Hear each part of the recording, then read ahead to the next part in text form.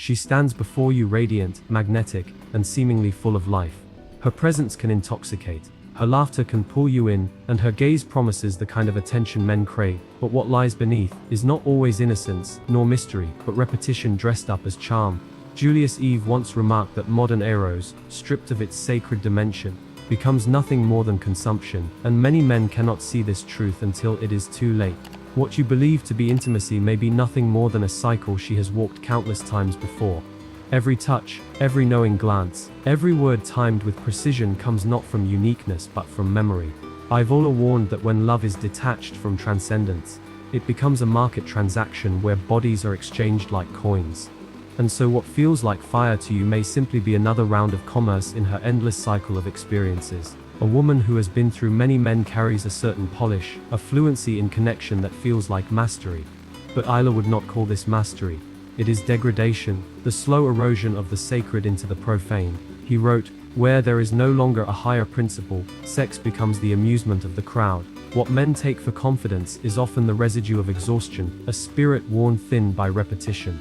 Pay attention to how quickly she crosses thresholds that should demand reverence. True intimacy, Eve insisted, belongs to a higher order, something symbolic of union between spirit and flesh. When it is given too easily, too casually, it is no longer union but dispersal.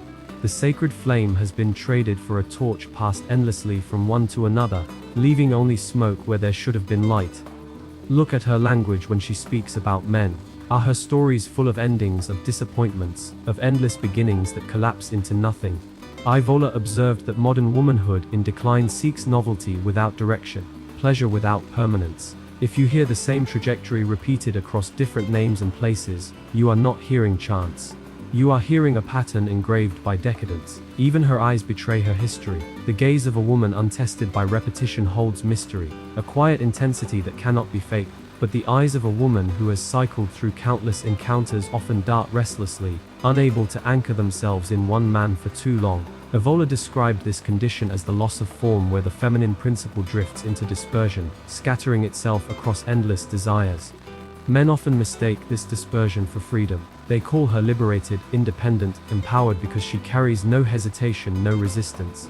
But freedom without transcendence is only slavery to instinct, a surrender masked as strength. Ivola warned that the modern cult of liberation was in truth a descent into chaos, where instinct masquerades as choice. Her ease with physical touch is often praised by those who know no better. She moves without the hesitation of the innocent. She crosses boundaries without trembling, and she makes what should feel sacred appear casual. But that ease is not confidence, it is the erosion of reverence, and I would call it exactly what it is. The desacralization of its fall from temple to marketplace. This is why so many men are deceived. They believe they found someone rare, someone exceptional, because they've mistaken performance for authenticity. They cannot imagine that what feels so unique to them has been repeated dozens of times before with others. Evola's warning still echoes. When intimacy is detached from the higher, it becomes an endless carnival. Bright lights masking an empty ride that always ends in the same place. When you listen closely, you begin to notice how she treats the past. The details of former lovers slide off her tongue, as though they were no more meaningful than a weekend trip. Sacred bonds retold as anecdotes reveal how repetition dulls meaning. Evola observed that once the vertical dimension of love collapses, life is lived only horizontally, spread wide but never deep. A woman who has known too many men becomes fluent in emotional theater. She knows the precise timing of touch, the angle of her gaze, the rhythm of her laughter. But what seems like a natural gift is often nothing but choreography perfected by practice. Ivola once warned that modern is not spontaneity but spectacle, a stage play where men pay for tickets with their souls. She will often speak of independence, of how she belongs to no one, how her freedom defines her. But Ivola stripped away this illusion by reminding us that what modernity calls freedom is frequently bondage to instinct. She is not liberated from men. She is enslaved to the validation men provide. In this cycle, her individuality dissipates, becoming what Eve described as a passive force, receptive to every current but rooted in none. Watch how quickly she adapts herself to you. She mirrors your words, adopts your humor, even anticipates your moods. This feels like soulmate connection, but it is only the reflex of someone accustomed to constant reinvention. Evola would call it dissolution of essence, the inability to hold a fixed form because one has dissolved too many times before. Men confuse this adaptability with depth. But adaptability without roots is only fluidity. Water takes the shape of every container, but water cannot build. A woman spread across countless containers has no form left of her own. Ivola taught that true femininity is form-bearing, sacred receptivity, not shapeless fluidity masquerading as connection. Her approach to conflict offers another glimpse into her past. Rather than treating disagreements as trials to strengthen union, she uses them as opportunities to threaten withdrawal. She knows that leaving is always possible, because she has done it before. Ivola warned that the endless cycle of beginnings erodes the courage to endure, and only endurance can test the higher reality of love. Social media has only amplified these patterns. The stage Ivola spoke of has expanded from the drawing room to the screen where performance never ends. Every post, every curated image, every glance into the camera is another rehearsal for attention. The hunger for validation is constant because once sacred intimacy is replaced with applause, silence feels like death. Notice also her friends, or rather the absence of them. Women rooted in true depth often keep close bonds with other women who hold them accountable. But a woman addicted to male attention will be surrounded primarily by men, each a potential source of energy, gifts, or validation. Evola saw this as the inversion of natural order, the feminine principle scattered outward, refusing to anchor itself in form. And in the quiet moments, the mask slips. You see the restless eyes, the compulsive checking of messages, the inability to be still in one presence. This is not mystery, it is emptiness. Eve's judgment is clear. When Eros loses its sacred root, what remains is an endless hunger that no number of men can ever fill. The way she embraces speed is revealing. Encounters escalate with unnatural quickness, as though intimacy were nothing but another step in a script.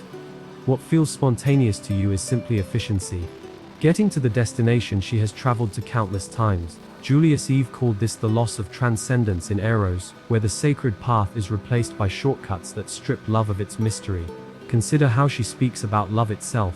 The language is often cynical, sprinkled with irony, carrying none of the awe that accompanies genuine first encounters. She has tasted too many beginnings, and each new one tastes less than the last. When Eros loses its higher principle, Eve wrote, it becomes no more than appetite, endlessly seeking but never satisfied. You will also notice her reliance on novelty. Boredom arrives quickly, routine suffocates her, and stability feels like stagnation. But love that endures must pass through the mundane, for it is in the ordinary that true union proves itself. A woman who cannot tolerate stillness has been trained by repetition to crave only fire, never warmth. Even her laughter can reveal the erosion. It arrives too easily, timed too perfectly, as though every line delivered to her has already been heard from a dozen others.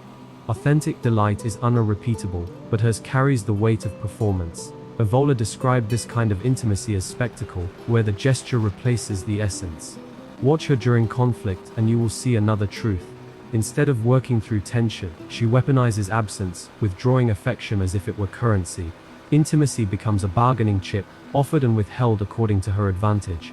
In this economy, love is not given, it is traded. The same pattern emerges in her friendships.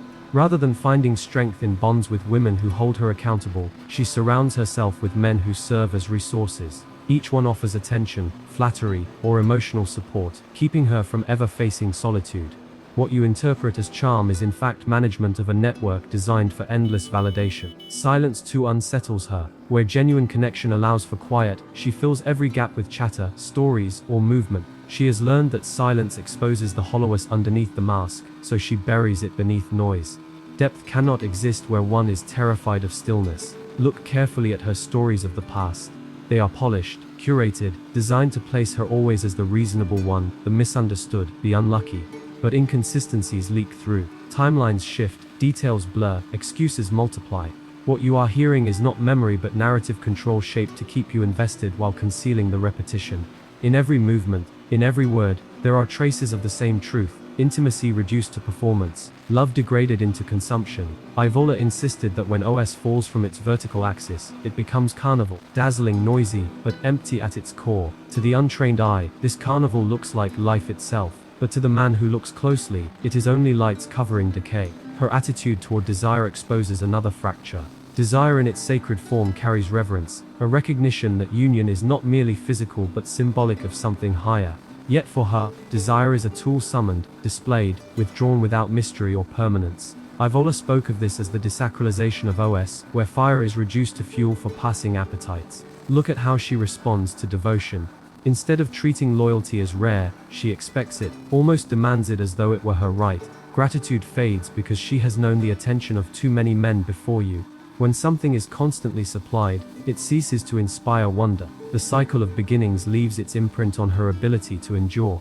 Every new man feels like a fresh start, a surge of possibility, a drug that awakens the thrill of novelty. But that thrill collapses under the weight of routine, and she knows only one solution: escape. As Evola put it, modern Eros becomes addicted to intensity while incapable of sustaining form. Even the way she frames morality gives her away. Questions about past choices are deflected with the rhetoric of liberation, framed as proof of progress. Yet behind the talk of freedom lies avoidance. Avoidance of accountability. Avoidance of the reality that repetition erodes the sacred. Freedom without order is not progress but entropy. In her presence, you may feel an initial high, but notice how quickly it is followed by uncertainty. You wonder if you are unique to her or simply the next in line. This is not paranoia. It is the effect of someone who has dissolved intimacy into routine. Evola wrote that once love is stripped of transcendence, the individual becomes faceless, one among many. Her relationship with material life often reflects the same erosion. Requests for financial support, subtle hints about lifestyle expectations, the constant testing of your willingness to provide. These are not always accidents. They reveal a habit formed by cycles of extraction. Where love has become transaction, generosity becomes obligation. She often mistakes volatility for passion. Explosive arguments, dramatic reconciliations, emotional storms, these are presented as proof of depth, but true depth is steady, calm, capable of surviving silence and struggle. Chaos is not passion, it is addiction to intensity, the shadow side of repetition. Observe her jealousy toward other women. It is not the natural protectiveness of someone who values what is sacred, but the territoriality of someone guarding her supply of validation. She undermines rivals subtly, ensures your attention is policed, and reacts with hostility to female competition. The insecurity is not about you, it is about her dependence on being desired. At the core of all these patterns lies a single truth: form has been lost. Evola insisted that real Eros is form-bearing, capable of building, sustaining, transcending. But once scattered across countless encounters, that form dissolves into dust. What remains is movement without root, attraction without anchor, desire without destiny. Consider how she approaches the future. When asked about long-term vision, her words circle endlessly without landing. Plans dissolve into vague ideas, conditions, or delays, ensuring she is never truly bound to permanence. Evola described this as modernity's refusal to plant roots, living only for the intoxication of the present moment. Her sense of independence is often celebrated, but independence without substance is illusion. She declares herself self-sufficient, yet her lifestyle is quietly maintained by the constant involvement of men. Transportation, emotional support, gifts, and opportunities flow from the network she has constructed. What appears as strength is often only dependence spread across many sources. Look at how she interprets equality. Rather than seeking harmony between masculine and feminine principles, equality becomes a weapon used to erase accountability for choices made. True equality demands responsibility, yet her freedom demands none. In this way, the language of progress conceals nothing more than self-interest. Her emotions move in cycles of performance. When she desires something, affection flows easily. When conflict arises, warmth freezes instantly. Love becomes conditional, a tool of management rather than a genuine expression of the heart. Evola would recognize this as the collapse of Eros into pure utility. Even her crises are suspect. Emergencies arrive with strange timing, just when your focus drifts or when you begin asserting independence. These storms demand your resources, your presence, your attention. But they resolve quickly once her needs are met. What feels like chaos is often calculated, a theater of need that guarantees control. She will often speak with contempt about ordinary life. Routine, stability, and predictability feel suffocating to her because she has mistaken drama for depth. Yet the ability to withstand ordinary days is what separates lust from love. Without this capacity, she is forever chained to the hunger for beginnings. Notice how quickly she normalizes behaviors that should provoke hesitation. Multiple partners are described as exploration, past entanglements as meaningless, and your discomfort is framed as insecurity. This rhetorical strategy ensures that you are always the one questioned, never her. In such a dynamic, truth is buried beneath cultural slogans. Even her friendships betray the same logic. Women with high histories of experience often find it difficult to maintain loyal female allies because women see patterns men ignore. Thus, she collects male friends instead, each one a safety net. Each one a source of validation waiting to be activated. In this web of attention, you will always be competing with shadows. At last, you realize that none of this is accidental. These are not quirks or coincidences but the natural consequences of repetition. As Evelyn noted, once Eros is stripped of its vertical principle, it degenerates into cycles that repeat endlessly, leaving no possibility of transcendence. To love such a woman is to step willingly into that cycle and confuse the wheel for destiny. Her relationship with memory itself becomes telling. Rather than reflecting with sobriety, she edits, revises, and curates her past to maintain appeal. Each man hears a version crafted for him, and inconvenient truths are delayed until he is too invested to walk away. This is not memory, it is narrative strategy. Pay attention to her standards because they rarely stay fixed. Requirements shift and expand in ways that ensure no man is ever fully enough.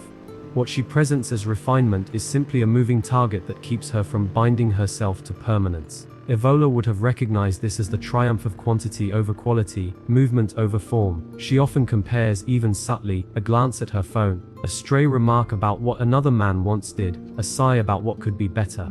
This constant measuring keeps you in a silent contest with ghosts. Where form has dissolved, loyalty cannot take root. Even intimacy carries an artificial rhythm. Moments of closeness follow predictable patterns, often tied to tension or reward. Desire is managed like a resource, offered when she needs to hold you close, withdrawn when she seeks to punish or control. What should be spontaneous becomes protocol. Her self-image depends not on internal stillness, but on external mirrors. Compliments, messages, likes, and passing attention keep her afloat. Without these, her identity begins to tremble, for it was never anchored within. Ivola called this the condition of dispersion, the loss of a center that can withstand silence. She thrives on motion. Nights out, new adventures, constant changes of scenery, anything to keep the hunger fed. Yet endurance is the soul of love and stillness its foundation. Without the courage to dwell in the ordinary, passion burns hot but quickly turns to ash. Her language about men often reveals contempt hidden under charm. Jokes about incompetence, ironic remarks about predictability, and casual generalizations create the impression that she has seen it all before. And perhaps she has. But in that familiarity lies fatigue, not wisdom. Even the way she withdraws is ritualized. The phone grows quiet, the warmth cools, the presence fades in rehearsed stages. These are not the steps of uncertainty. They are the exits of someone who has left many times before. What feels shocking to you is routine to her. At the heart of it all is the absence of mystery. Mystery belongs to what is rare, to what has not been rehearsed, to what holds form and resists dispersion. When everything is familiar, when nothing feels sacred, mystery dies. And with the death of mystery, so too dies the possibility of true love. When you step back, you begin to see the larger pattern. Every detail, every gesture, every story is not an isolated flaw, but evidence of a wider decline. It is not simply about her past, it is about what her past has done to her form. Evola insisted that once form is lost, the feminine ceases to elevate and begins to scatter. Her relationships no longer unfold like journeys, they repeat like cycles. Intensity rises, passion peaks, collapse follows, and then the stage resets. Each man enters believing he is unique, but he is only playing a role written long before he arrived. To mistake that cycle for love is to mistake repetition for destiny. The greatest deception lies in how intoxicating the performance can be. She can make you feel as though you are the first, the only, the chosen one. But what you are truly experiencing is not connection but rehearsed seduction. Without the sacred, seduction becomes a trade, and every trade eventually demands its price. Even her beauty can be part of the illusion. For beauty divorced from reverence becomes a mask rather than a revelation. Evola wrote that true eros carries a vertical axis. It points beyond itself to something eternal. When that axis is gone, beauty still dazzles, but it blinds instead of guiding. You will also notice that responsibility is absent. Failures are externalized, outcomes blamed on circumstance or others, never on the self. The cycle continues because nothing is ever owned, nothing is ever examined. Without accountability, there can be no transformation. This is why men who believe they can change her fall into ruin. They think their devotion will be enough to restore mystery, to reignite the sacred flame, but repetition has already eroded the soil. The ground itself cannot sustain new roots. What they mistake for possibility is in truth a void that consumes their effort. The modern world encourages men to ignore these truths. It dresses decadence and slogans, calling chaos freedom, calling repetition experience, calling erosion empowerment. But beneath the rhetoric lies the same emptiness that Evola described as the hallmark of decline. A society that desacralizes erosacralizes itself. What you feel when you encounter such a woman is not destiny but decadence. The fire that burns in her eyes is not mystery but memory. Every gesture, every move, every word belongs to a script rehearsed with countless others. And once you see the script, the magic dissolves. So the choice falls on you. Either you allow yourself to be dazzled by the carnival, or you learn to look for the sacred fire that still exists in rare places. Evola believed that even in decline, the possibility of transcendence remained for those who sought it. But that requires discrimination, the courage to see beyond performance and the strength to walk away when the form is already gone.